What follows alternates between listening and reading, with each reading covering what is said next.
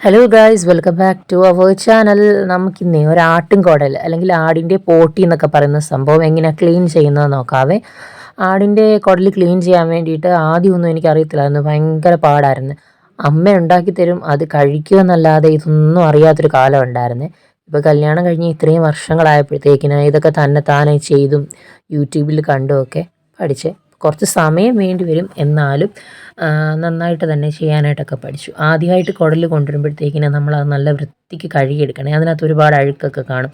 ഒരു 3-4-5 നീര് വെള്ളത്തിൽ നമുക്കിത് നല്ല വൃത്തിയായിട്ട് തന്നെ കഴുകിയെടുക്കുക. എത്രത്തോളം കഴുകി അതിനകത്തെ അഴുക്കും പൊടിയും ഒക്കെ കളഞ്ഞ് വൃത്തിയാക്കിയെടുക്കുക. ഈ സമയത്ത് നമുക്ക് അടുപ്പിൽ കുറച്ച് ചൂടുവെള്ളം ഉണ്ടാക്കാൻ വെക്കാതെ നല്ല വെട്ടി തിളച്ച വെള്ളം ഇതിനകത്തേക്ക് ഒഴിച്ചു കൊടുത്ത് കുറച്ച് നേരം നമുക്ക് വെയിറ്റ് ചെയ്യാം.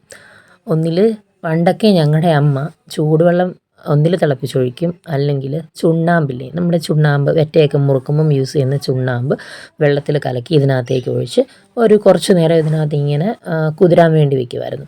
അങ്ങനെയായിരുന്നു ഇത് ക്ലീൻ ചെയ്തെടുക്കുന്നത്. ഇപ്പോൾ ഇവിടെ ചുണ്ണാമ്പില്ലാത്തതുകൊണ്ട് ഞാൻ കുറച്ച് ചൂടുവെള്ളം ഒഴിച്ച് കുതിരാൻ വേണ്ടി വെച്ചിരിക്കുകയാണ്. നല്ല ചൂടാണ്, അതുകൊണ്ട് എനിക്ക് കൈകൊണ്ട് തൊടാൻ പറ്റാത്തത് കൊണ്ടാണ് ഞാൻ ഇങ്ങനെയൊക്കെ ചെയ്യുന്നത്.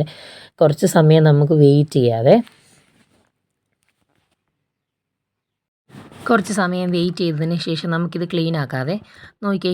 ഇതിനകത്തുനിന്ന് ഇങ്ങനെ തൊലി ഇങ്ങനെ ഇളകി ഇളകി വരും. നല്ല ചൂട് വെള്ളമായതുകൊണ്ട് എനിക്കിതിനകത്ത് കൈ ഇടാൻ പറ്റുന്നില്ല, അതുകൊണ്ടാണ് ഇത് ശരിക്കും എടുക്കാൻ പറ്റാത്തത്. നമുക്കിത് തിരിച്ചും മറിച്ചുമൊക്കെ ഇട്ട് കൊടുത്ത് എല്ലാ സ്ഥലത്തും ഒരേപോലെ തന്നെ ചൂടെത്തിക്കണം.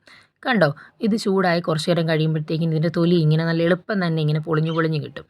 കുറച്ച് സമയം കൂടെ നമുക്ക് വെയിറ്റ് ചെയ്യാവേ, എന്നിട്ട് നമുക്ക് ഇത് ഇളക്കിയെടുത്ത് നോക്കാം. നോമ്പായിട്ട് എനിക്ക് കിട്ടിയത് ഇത് 8ൻ്റെ പണിയാണെങ്കിലും ഇതിൻ്റെ ടേസ്റ്റ് ഓർക്കുമ്പോഴത്തേക്കിന് ഒരു രക്ഷയില്ല. എന്തായാലും ഇത് ഫുള്ള് ക്ലീൻ ചെയ്തിട്ട് വൈകുന്നേരത്തേക്ക് കറിയാക്കാമെന്ന് വിചാരിച്ചിട്ടാണ് ഇപ്പോൾ ഈ പരിപാടിക്ക് ഞാൻ ഇറങ്ങിയത്. ഇതേ നോക്കിയേ, ചൂടാറി കഴിഞ്ഞപ്പോഴത്തേക്കിന് ചെറു ചൂടുണ്ട്, ഒത്തിരി ആറിയെന്ന് പറയാൻ പറ്റില്ല. അതിൻ്റെ തൊലി കണ്ടോ, നല്ല പാള പോലെ പൊളിഞ്ഞു വരുന്നത് കണ്ടോ, നല്ല വെള്ള കളറാവും. ഞങ്ങളുടെ ഇവിടെ ആടിൻ്റെ പോട്ടി മാത്രമേ എടുക്കാറുള്ളൂ. ചില സ്ഥലങ്ങളിൽ ഈ പോത്തിൻ്റെ പോട്ടിയും എടുക്കുന്നതായിട്ട് കേട്ടിട്ടുണ്ട്, പക്ഷേ ഞാനിതുവരെ അത് കഴിച്ചിട്ടില്ല, എടുത്തിട്ടുമില്ല. നോക്കിയേ എന്ത് വൃത്തിയായിട്ടാണ് അത് പൊളിഞ്ഞു പൊളിഞ്ഞു വരുന്നതെന്ന്. നമുക്ക് എളുപ്പം തന്നെ ഇത് ക്ലീൻ ചെയ്തെടുക്കാൻ പറ്റും. ഇത് കാണുമ്പം തന്നെ ഒരു സാറ്റിസ്ഫൈങ് ആയിട്ടുള്ള കാര്യമാണ്. നോക്കിയേ, പണ്ട് ഞങ്ങളുടെ ചെറുപ്പത്തിലൊക്കെ ഈ സാധനത്തിന് വിലയൊന്നും കൊടുക്കണ്ടായിരുന്നു, ഫ്രീ ആയിട്ട് തന്നെ കിട്ടുമായിരുന്നു. ഞങ്ങളുടെ കസിൻസിനൊക്കെ ഇറച്ചിക്കട ഉള്ളതുകൊണ്ട് അവിടെ നിന്ന് ഞങ്ങൾക്ക് ആടിനെയൊക്കെ ഇറക്കുമ്പോഴത്തേക്കിന് ഇതിൻ്റെ പോട്ടിയും പതപ്പും ഒക്കെ കിട്ടുമായിരുന്നേ. ഇപ്പോൾ പക്ഷേ ഇതിന് ഡിമാൻഡ് കൂടിയിട്ടുണ്ട്. ഇതിനിപ്പോൾ പൈസ കൊടുത്താലേ കിട്ടത്തുള്ളൂ. ഇപ്പോൾ ഇത് ഫ്രീ ആയിട്ട് കിട്ടുന്ന കാലമൊക്കെ കഴിഞ്ഞു. പ്രത്യേകിച്ച് ഞങ്ങളുടെ നാട്ടിലൊക്കെ ബംഗാളികൾ വന്നേ പിന്നെ അവർക്കിത് ഭയങ്കര ഡിമാൻഡാണ്. അവർ ആടിൻ്റെതും പോത്തിൻ്റെതും ഒക്കെ പോട്ടി വാങ്ങിച്ചുകൊണ്ട് പോകുന്നത് കാണാവേ. അപ്പം നമുക്ക് കിട്ടാറില്ല, വല്ലപ്പോഴും മാത്രമാണ് ഇപ്പോൾ ഇങ്ങനെ ഈ കാര്യങ്ങൾ കിട്ടുന്നത്. ദേ നോക്കിയേ, നമ്മൾ നേരത്തെ ആ ബ്രൗൺ കളറിൽ നിന്ന് സ്കിന്നെല്ലാം മൊത്തം പൊളിച്ച് മാറിയിട്ടുണ്ട് കണ്ടോ, നല്ല വൈറ്റ് കളറിൽ. എനിക്കിത് കാണുമ്പം നമ്മുടെ വെള്ള തോർത്ത് അല്ലെങ്കിൽ ടർക്കി ഇല്ലേ, അതൊക്കെയാണ് ഓർമ്മ വരുന്നത്. എന്തായാലും അകത്തെ കുറച്ച് അഴുക്കൊക്കെ ഇരുന്നതും എല്ലാം കളഞ്ഞ് നന്നായിട്ട് തന്നെ കഴുകി ക്ലീൻ ചെയ്തെടുക്കണം. ഇത് അതിൻ്റെ മെയിൻ ഭാഗമാണ്. ഇനി ഇതിൻ്റെ ചെറുകുടലുണ്ട്, വൻകുടലാണ് നമ്മളിപ്പോൾ ക്ലീൻ ചെയ്തെടുത്തത്. ഇനി ഇതിൻ്റെ ചെറുകുടലുണ്ട് ക്ലീൻ ചെയ്യാൻ വേണ്ടിയിട്ട്. അതെങ്ങനെയാണ് ക്ലീൻ ചെയ്യുന്നതെന്ന് ഞാൻ കാണിച്ചു തരാവേ. ആദ്യം ഇതൊന്ന് കഴുകി മാറ്റി വെച്ചിട്ട് ചെറുകുടൽ ക്ലീൻ ചെയ്യാൻ വേണ്ടിയിട്ട് എടുക്കാം. ഇത് കണ്ടോ, നല്ല നീളത്തിൽ ചെറിയ ട്യൂബുകൾ പോലാണ്. ഇതിനുള്ളിൽ അഴുക്ക് കാണും. അപ്പോൾ ഇത് നമ്മൾ തിരിച്ചെടുത്തിട്ട് വേണം ക്ലീൻ ചെയ്തെടുക്കാനായിട്ട്. ആദ്യം നമുക്ക് ഇതൊന്ന് 1-2 തവണ ഒന്ന് കഴുകി കുറച്ച് വൃത്തിയാക്കി എടുക്കാം. എന്നിട്ട് നമുക്കിതിനെ തിരിച്ചിട്ടിട്ട് ക്ലീൻ ചെയ്യാം. അതിന് വേണ്ടിയിട്ട് ഒരു പപ്പടം കുത്തിയോ അല്ലെങ്കിൽ പച്ച ഇറുക്കലിയോ അങ്ങനെ എന്തെങ്കിലും വേണം. ഞാനിപ്പോൾ എടുത്തിരിക്കുന്നത് നമ്മുടെ പപ്പടം കുത്തിയാണ്. അത് ഇതുപോലെ ഇങ്ങനെ കുത്തിയിട്ട് അകത്തേക്ക് ഇങ്ങനെ കയറ്റിയിട്ട് മറിച്ചെടുക്കണം.